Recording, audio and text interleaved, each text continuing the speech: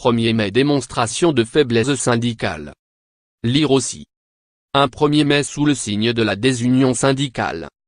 Le 1er mai 2017, à la veille du deuxième tour de l'élection présidentielle qui avait opposé M. Macron à Marine Le Pen, les syndicats avaient célébré la journée de solidarité internationale en ordre dispersé. La CGT avait manifesté avec FO, la FSU, Solidaire, l'UNEF et les syndicats lycéens. Cette année, elle défilera avec les mêmes compagnons, mais FO ne sera représenté à Paris que par son union régionale d'Île-de-France. De son côté, la CFDT organise une manifestation culturelle avec la CFTC et l'INSA. Il est vrai que le paysage syndical vient de subir un tsunami. Jean-Claude Mailly avait, à l'occasion de la réforme du Code du travail, réinséré FO dans le jeu contractuel. Le 24e congrès de sa centrale, qui s'est achevé le 27 avril à Lille, vient de lui infliger un désaveu aussi cinglant qu'humiliant, comme s'il avait été licencié pour faute grave.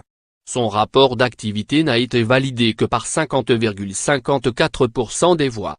Seul candidat à sa succession, Pascal Pavageot, pourtant membre du bureau confédéral sortant, s'est comporté comme s'il se présentait contre M. Mailly, comme s'il devait le chasser avant d'occuper la place qu'il lui laissait. Le Congrès a ainsi offert le spectacle mortifère d'un affrontement violent entre les réformistes, jusqu'alors majoritaires, ils sont désormais minoritaires dans la direction de la centrale, et la mouvance trotsko-anarchiste prompte à dénoncer les trahisons et à prôner la grève interprofessionnelle. FO en ressort profondément fracturé et affaibli. Lire aussi. Pascal Pavageot élu à la tête de Force ouvrière pour succéder à Jean-Claude Mailly. M. Pavageot veut incarner une opposition forte à M. Macron et renouer avec un langage radical. Ce scénario rappelle celui de 1989, quand Marc Blondel avait succédé à André Bergeron sur une ligne contestataire, cherchant à concurrencer la CGT sur son terrain. M.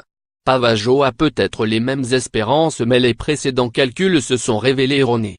FO signe 90% des accords dans les entreprises et elle a récemment ratifié 2 accords interprofessionnels, assurance chômage et formation professionnelle.